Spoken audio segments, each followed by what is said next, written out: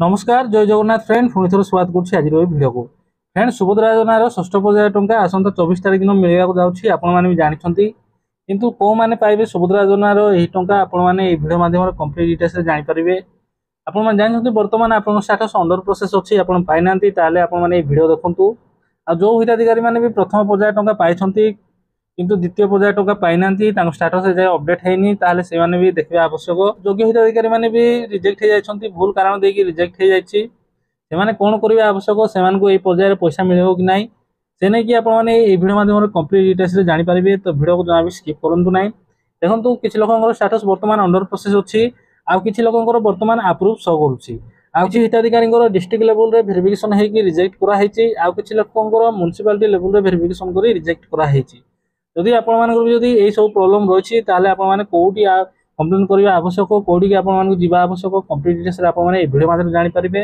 आपने केमती आप स्टाटस पुणी थे ठीक करेंगे आपको केमती पैसा मिल कंप्लीट डिटेल्स ये भिडियो जानीपारे जदि आप एनपीसीआई लिंक होनी आपने कौन करेंगे ये गोटाए भिडियो माध्यम आप जानीपारे जे आसंता 24 तारिख दिन आपको सुभद्रा योजनार षष्ठ पर्याय टंका आपको मिले कि ना कौ मैंने पाइबे केतटा किस्ती मिल जदि आपको पूर्व मिलनी एजाई मूलर आपको मिलनी आपको गोटाए किस्ती मिल ना दीटा किस्ती मिल कंप्लीट डिटेल्स जानीपारे आदि गोटाए किस्ती पाई आपको मिले कि ना यही पर्यायर आपको पैसा मिले कि ना कंप्लीट डिटेल्स ये गोटाए भिडियो आपने जानीपारे तो भिडियो को जमा भी स्किप करूँ ना भिडियो को शेष जाए निहाती देखूँ हेल्ले आपंकर सब सन्देह दूर हो तो फ्रेंड भिडियो को देखुं चैनल को सब्सक्राइब कर देता जहाँफल कि सब यूजफुल इनफॉर्मेटिव वीडियो अपलोड करी सर्वप्रथम फ्रेंड आपने देखिपारे वीडियो को अधार देखिए कमेंट कर जो भी कथा आप पचार तार उत्तर मुझे भिडियो दे था तो छोटिया अनुरोध आपने शेष जाए निहाती भिडियो देखूँ पूरा भिडियो देखला भी कौन डाउट रहा आप निश्चय कमेंट करूँ समस्त कमेंट को रिप्लाई करुँची आपन कमेंट को रिप्लाई करी तो फ्रेंड जानतु ए नहीं कि आज मुझे कस्टमर सहित कौन कथी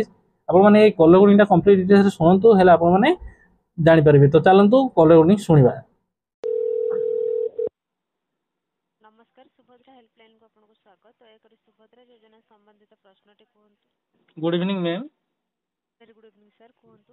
मैम मु गोटे जनसेवा केन्द्र कहती आसंता जो 24 तारिख षष्ठ पर्याय टंका मिलवा जाऊँगी टंका मैम कौ मैंने पाइबे क्षमा चाहूँ आज्ञा से नहीं कि बर्तमान कौन भी अपडेट आसी ना तो दयाकोरी आप अपेक्षा करूँ आग समय सीमा को अपडेट आसला निश्चित भाव में आपको जनइबू कि क्यों मैंने पाइपर आज्ञा बर्तमान को लेकर कौन भी गाइडलाइन अपडेट आग किस्ती को लेकिन आसी ना आज्ञा सरकार तरफ तो दयाकोरी आप अपेक्षा करूँ आम सहित जोड़ी हो रुहतु आग समय सीमार अपडेट आसले जनइबू आज्ञा।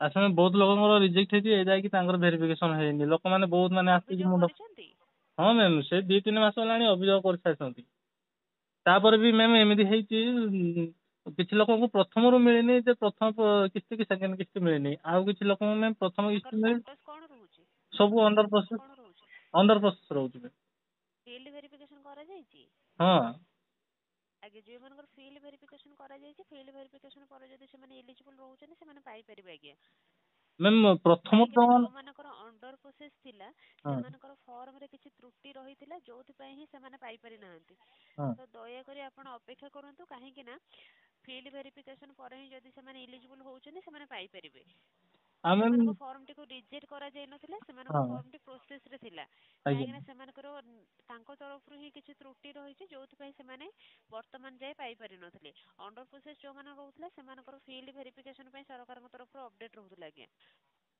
अच्छा मैं कहले जो माने कि फील्ड प्रथम वेरिफिकेशन कंप्लीट आज्ञा कोन कंप्लीट होई गला पारे जदि एलिजिबल होउछन पाई परिबे आज्ञा।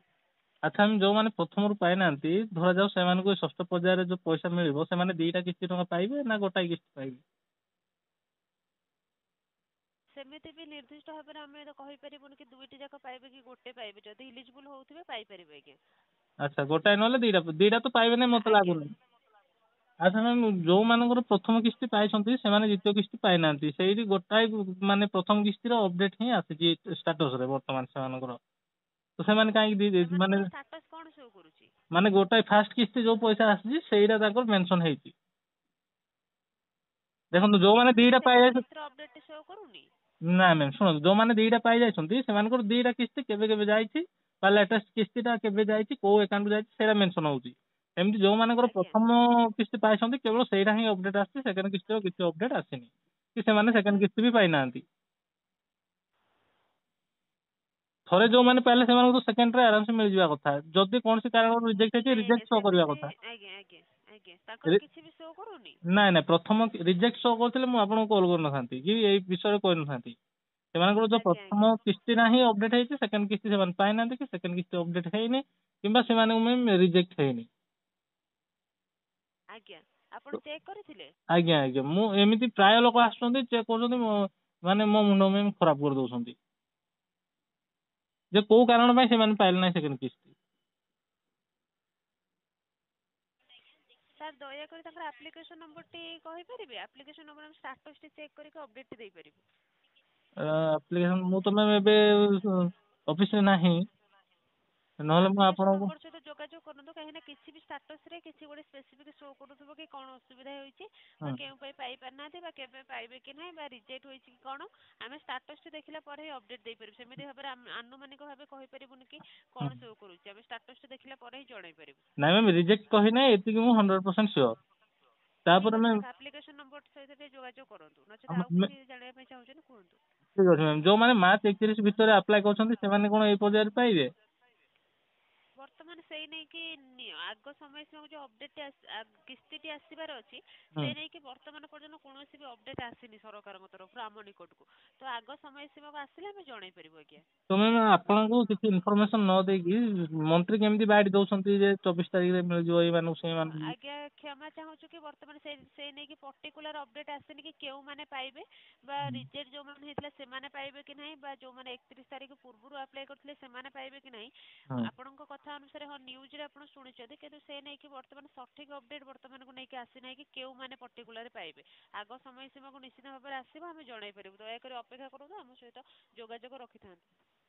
ହଁ ମ୍ୟାମ୍ ଠିକ୍ ଅଛି ସେଇ କଥା ଠିକ୍ ଅଛି ମ୍ୟାମ୍ ଆଉ ଯୋଉମାନଙ୍କର ମ୍ୟାମ୍ ଯୋଉ ଫିଲ୍ଡ ଭେରିଫିକେସନ ଏ ଯାଇ ଯୋଉମାନଙ୍କର ହେଇନି ପ୍ରାୟ ଲୋକଙ୍କର ଏ ଯାଇ ବି ହେଇନି ସମସ୍ତେ ମତେ ମେସେଜ କରୁଛନ୍ତି କଲ୍ କରୁଛନ୍ତି ସାର୍ ଆମର ଫିଲ୍ଡ ଭେରିଫିକେସନ ହେଇନି। କରାଯାଉଛି ଆଜ୍ଞା field verification step by step ପ୍ରୋସେସରେ କରାଯାଉଛି ଆଜ୍ଞା ତ ଦୟାକରି ଆପଣ ଅପେକ୍ଷା କରନ୍ତୁ ଫିଲ୍ଡ ଭେରିଫିକେସନ କମ୍ପ୍ଲିଟ୍ ହୋଇଗଲା ପରେ ଆଜ୍ଞା ଯଦି ଇଲିଜିବଲ୍ ହଉଛନ୍ତି ପାଇପାରିବେ ଆଉ ଫିଲ୍ଡ ଭେରିଫିକେସନ ସଭିଙ୍କର କରାଯିବ ଆଜ୍ଞା ଯୋଉମାନଙ୍କର ବି ଅଣ୍ଡର ପ୍ରୋସେସ୍ ଅଛି ସେମାନଙ୍କର ଫିଲ୍ଡ ଭେରିଫିକେସନ ପାଇଁ ହିଁ ଅଣ୍ଡର ପ୍ରୋସେସ୍ ଅଛି ତ ଦୟାକରି ଅପେକ୍ଷା କରନ୍ତୁ।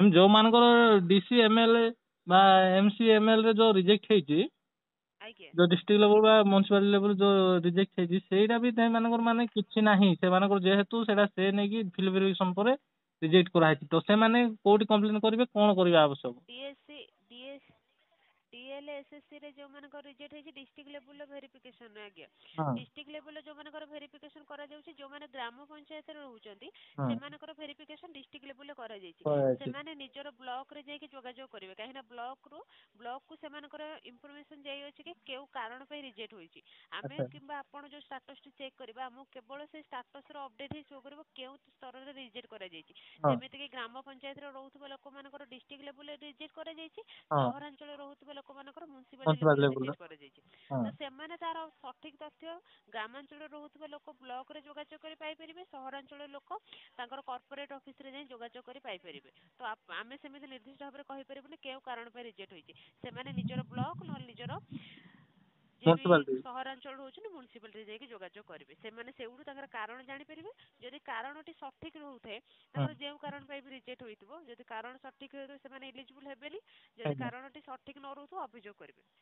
ଆଚ୍ଛା ମ୍ୟାମ୍ ମ୍ୟାମ୍ ଆଉ ଜଣେ ହିତାଧିକାରୀଙ୍କର ମୁଁ ଚେକ୍ କରୁଥିଲି ତାଙ୍କର ଏନପିସିଆଇ ମାନେ ଲିଙ୍କ ଅଛି କିନ୍ତୁ ଷ୍ଟାଟସ ରେ ତାଙ୍କର ଆଜ୍ଞା ଏନପିସିଆଇ ଇନଆକ୍ଟିଭ ଦେଖଉଛି ସୁଭଦ୍ରା ପୋର୍ଟାଲରେ ଯୋଉ ଚେକ୍ କଲା ବେଳକୁ ତାଙ୍କର ଏନପିସିଆଇ ଇନଆକ୍ଟିଭ ଦେଖଉଛି କିନ୍ତୁ ଏନପିସିଆଇ ରେ ଚେକ୍ କଲା ବେଳକୁ ତାଙ୍କର ଆକ୍ଟିଭ ଅଛି ଏନପିସିଆଇ ଟା ଡିବିଟି ଆଧାର ଇନଆକ୍ଟିଭ ଶୋ କରୁଛି ହଁ ମାନେ ସୁଭଦ୍ରା ପୋର୍ଟାଲ ରେ ସେଇଟା କିନ୍ତୁ ତାଙ୍କର ସୁଭଦ୍ରା ପୋର୍ଟାଲରେ ଆଜ୍ଞା ତାଙ୍କର ଯେଉଁମାନଙ୍କର ବି ଡିବିଟି ଆଉ ଆଧାର ଇନଆକ୍ଟିଭ ଶୋ କରୁଛି ହଁ ସେମାନଙ୍କର ଇନଆକ୍ଟିଭ ଅଛି ଆଜ୍ଞା ହୁଏତ ବ୍ୟାଙ୍କରେ ସେମାନେ ଯାଇଥିବେ ଚେକ୍ କରିବା ପାଇଁ ବ୍ୟାଙ୍କର ହଁ ଅଧିକାରୀ ତାଙ୍କୁ କହିଦେଇଥିବେ ହଁ ଆକ୍ଟିଭ ଅଛି କିନ୍ତୁ ଆକ୍ଟିଭ ନଥାଇପାରେ ଆଜ୍ଞା ନାଇଁ ମ୍ୟାମ୍ କାହିଁକିନା ତାଙ୍କର ମୁଁ ଷ୍ଟାଟସ୍ ଅନୁସାରେ ଶୁଣନ୍ତୁ ମ୍ୟାମ୍ ତାଙ୍କୁ ସେଇ କଥା ସେ ବି କହିଲେ ଯେ ବ୍ୟାଙ୍କରେ ଯାଇ ମୁଁ ପଚାରିଲି ବ୍ୟାଙ୍କରେ ଆକ୍ଟିଭ ଅଛି ବୋଲି କହିଲେ ତଥାପି ମୁଁ ତାଙ୍କର ଏନପିସିଆଇ ପୋର୍ଟାଲରେ ଚେକ୍ କଲି ତାଙ୍କର ଡିବିଟି ଲିଙ୍କ ଆକ୍ଟିଭ ଅଛି। ଆକ୍ଟିଭ ଶୋ କରୁଛି ଆଜ୍ଞା ତାଙ୍କର ୟୁନିୟନ ବ୍ୟାଙ୍କ ରେ ଆଜ୍ଞା ଆଜ୍ଞା ଶୋ କରୁଛି ଏମିତି ମଧ୍ୟ ହୋଇଥାଏ ଆଜ୍ଞା, ଯେବେ ବି ଭେରିଫିକେସନ କରାଯାଉଥିଲେ ସେଇ ସମୟରେ ତାଙ୍କର ଇନଆକ୍ଟିଭ ଶୋ କରୁଛି, ସେମାନେ ପରେ ଯାଇ ଯଦି ଆକ୍ଟିଭ କରାଇ ଦେଇଥିବେ ସୁଭଦ୍ରା ପୋର୍ଟାଲରେ ଅପଡେଟ୍ ହେବା ପାଇଁ ବି କିଛି ସମୟ ଲାଗେ। ସେଥିପାଇଁ ହୁଏତ ବର୍ତ୍ତମାନ ଯଦି ଆପଣ ଚେକ୍ କରୁଛନ୍ତି ତାଙ୍କର ଇନଆକ୍ଟିଭ ଶୋ କରୁଥିବ, ସେ କରାଇ ସାରିଲା ପରେ ସେଇଟାକୁ ଅପଡେଟ୍ ହୋଇନାହିଁ କିମ୍ବା କିସ୍ତି ମିଳିବା ସମୟରେ ସେଇଟା ଅପଡେଟ୍ ହୋଇଯିବ, ସେଥିପାଇଁ ହୁଏତ ତାଙ୍କର ଇନଆକ୍ଟିଭ ଶୋ କରୁଥାଇପାରେ ଆଜ୍ଞା। ତାମାନେ ଯଦି ସେ ଆକ୍ଟିଭ କରାଇ ନେଇଛନ୍ତି କୌଣସି ଅସୁବିଧା ହେବ ନାହିଁ। ସେ ଅଟୋମେଟିକ ଅପଡେଟ୍ ହେଇଯିବ। ଆଜ୍ଞା ମ୍ୟାମ୍ ଆଉ ଜଣେ ହିତାଧିକାରୀଙ୍କ କଣ ହେଇଛି ନା ତାଙ୍କୁ ପ୍ରଥମ କିସ୍ତି ସେକେଣ୍ଡ କିସ୍ତି ପଳେଇ ଆସିଛି ତାଙ୍କର SBI ବ୍ୟାଙ୍କକୁ।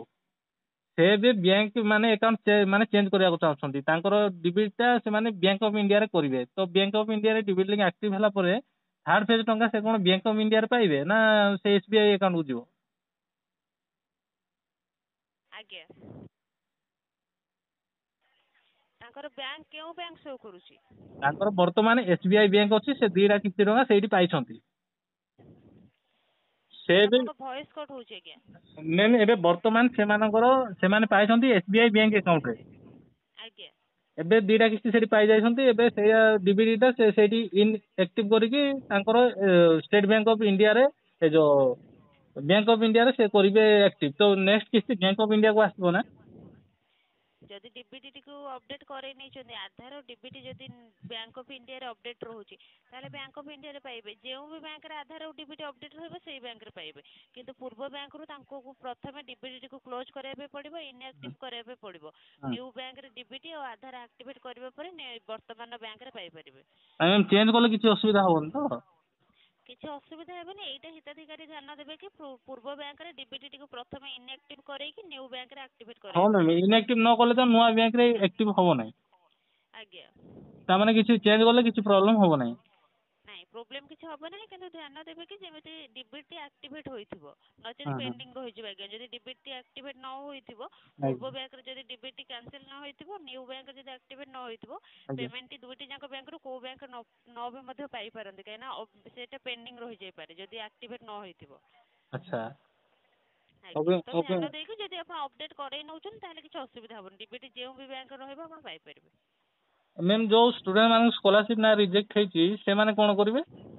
ଅଭିଯୋଗ ଦାଖଲ କରିବେ। ଯଦି ସ୍କଲାରସିପ ପାଉନଥିବେ ସେ ତାଙ୍କର ବ୍ୟାଙ୍କରେ ପ୍ରୁଫ୍ ସହିତ ଅଭିଯୋଗ ଦାଖଲ କରିବେ।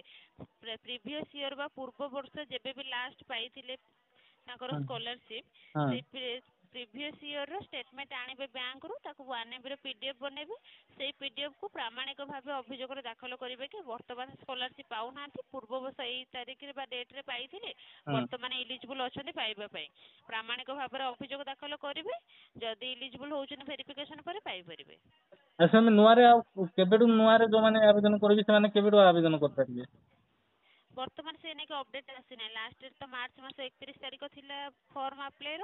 ଆଜ୍ଞା ଆଗ ସମୟ ସୀମାକୁ ନିଶ୍ଚିତ ଭାବରେ ଡେଟ୍ଟି ସ୍ଥିର କରାଗଲେ ସରକାରଙ୍କ ତରଫରୁ ଆମେ ଆପଣଙ୍କୁ ଜଣାଇବୁ। Okay ma'am thank you. ଆଜ୍ଞା ସୁଭଦ୍ରା ହେଲ୍ପଲାଇନ୍ କଲ୍ କରିଥିବାରୁ ଧନ୍ୟବାଦ।